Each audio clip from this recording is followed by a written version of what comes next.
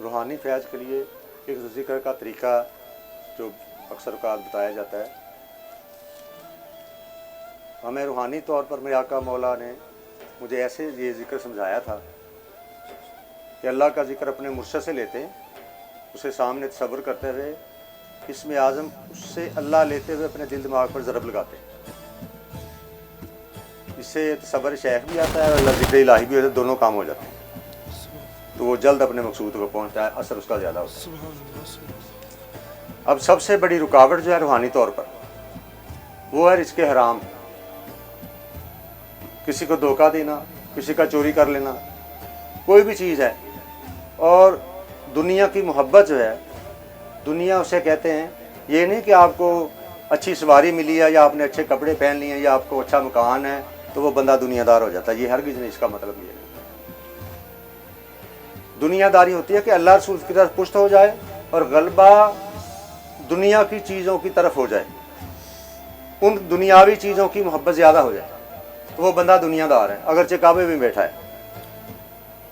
तो अगर अपने घर में भी बैठा है लेकिन उसकी कैफियत, उसका जहन अल्लाह रसूल की मोहब्बत का गलबा हो और बाकी चीज़ें नीचे हों, तो वो मोमिन हो जाता है, अल्लाह अपने घर में बैठा हो। और इंसान की असलियत अक्सर उस वक्त ज़ाहिर होती है जब उसे इख्तियार होता है, जब वो किसी चीज़ का मालिक बन जाता है, खुद मुख्तार बनाया जाता है, तो उस वक्त वो अपनी असली कैफियत जो अंदर की होती है वो उससे बाहर निकलनी शुरू कर दी।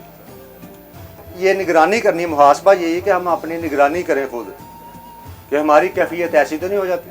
कैफियत ये होनी चाहिए कि हम ये अगर काम कर रहे हैं तो इसमें अल्लाह रसूल की नाराज़गी तो नहीं, अल्लाह के गज़ब में तो नहीं बात जा रही। उसके पसंदीदा काम कौन से हैं वो हमने करने की कोशिश करना है। और ये है कि अपने नफ्स को इसके ताबे रखना है, ना कि अपने नफ्स का गलबा रखना है। और अहकाम याद है तो उसका कोई फिक्र ना करे, वो दुनियादार हो जाए। और दुनिया फरमाया कि नजासत का ढेर है हकीकत में, जो सोने के खोल में छुपा दी गई, यानी कि चमक दमक इसमें है, ज़ाहिरी तौर पर कशिश है, लेकिन इसके अंदर जाओगे तो ये गलाजत का ढेर है। तो उस दलदल में फंसता जाता है, बेसुकून होता जाता है, हत्ता किसी तरह मौत आ जाती है उसे। तो ये एक बहुत भयानक मौत होती है। हमने ये ख्याल करना है कि नमाज का वक्त है, हमने कहना नमाज हमने पढ़नी है, तेरा दिल नहीं करता ठहर गए, लेकिन नमाज का टाइम आखिर हो रहा है, हमने चल पढ़ नमाज। अब ये ज़ाहिरी नमाज पढ़नी है, ये पढ़नी बात नहीं याद है, वो अल्लाह की याद रखनी है, हमने जिक्र इलाही रखना है। या हर वक्त अगर ध्यान रहे तो वो बंदा भी जिक्र में ही है, वो अल्लाह की फिक्र में ही है कि उसे अल्लाह याद है। सबसे ज़्यादा गुनाह मखलूक खुदा को जलील करना या उसके दिल को नाजायज़ ठेस पहुँचाना, ये सबसे बड़ा गुनाह है। शिरक के बाद ये सबसे बड़ा गुनाह है पहला।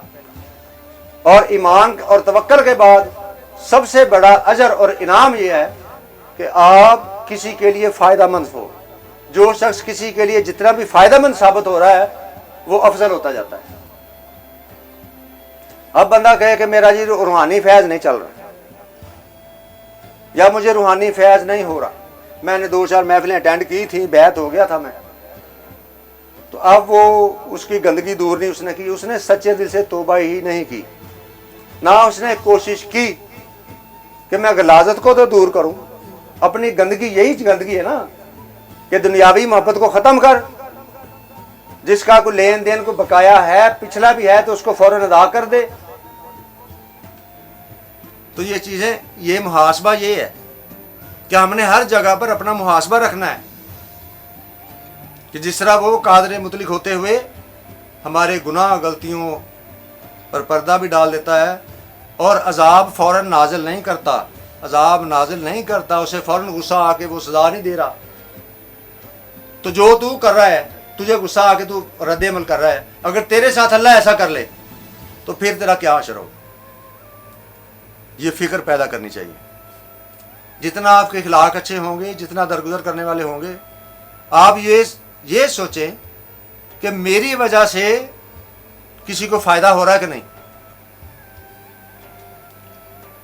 गालियां देना या मारना वो तो नुकसान दे रहे हैं आप। असल फिक्र की बात यह है کہ ہماری وجہ سے کسی کو فائدہ ہوا کہ نہیں.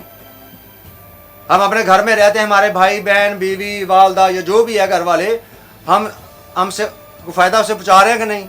اگر ہم فائدہ ہماری طرف سے نہیں ہے تو ہم بیکار بندے, پھر کوئی نہیں.